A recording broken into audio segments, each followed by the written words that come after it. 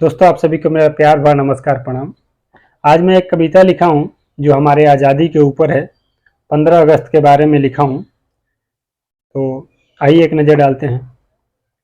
जब हम अंग्रेजों को भारत से भगाने में सफल हुए, उसके बाद से 15 अगस्त के दिन हम स्वतंत्रता दिवस मनाते हैं, आज़ादी का उत्सव मनाते हैं।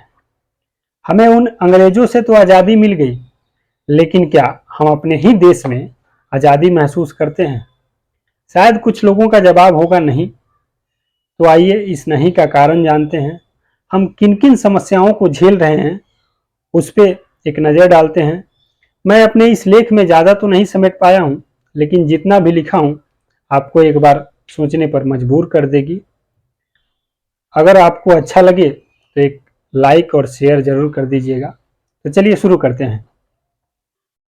आजाद हुए अंग्रेजों से नेताओं से हम घिर गए, आजाद हुए अंग्रेजों से नेताओं से हम घिर गए, ऐसा चक्र चलाया सबने हिंदू मुस्लिम में भिड़ गए।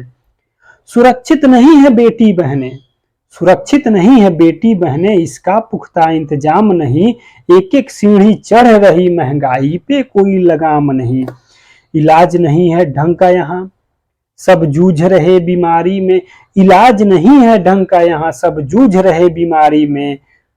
पढ़ता नहीं नेता का बेटा स्कूल किसी सरकारी में, कोई लेकर लोन करोड़ों में 9-2-11 हो जाता है, कोई लेकर लोन करोड़ों में 9-2-11 हो जाता है।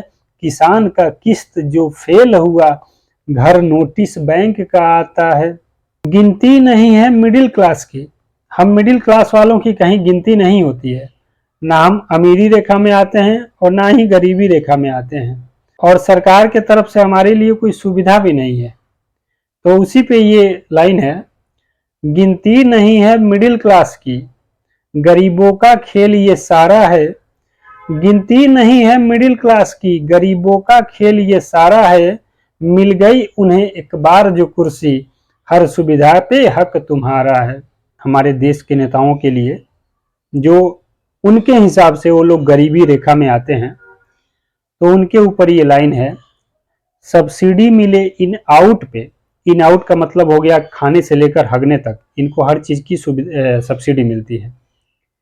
तो सब्सिडी मिले इन आउट पे, ये संसद भवन का रूल है।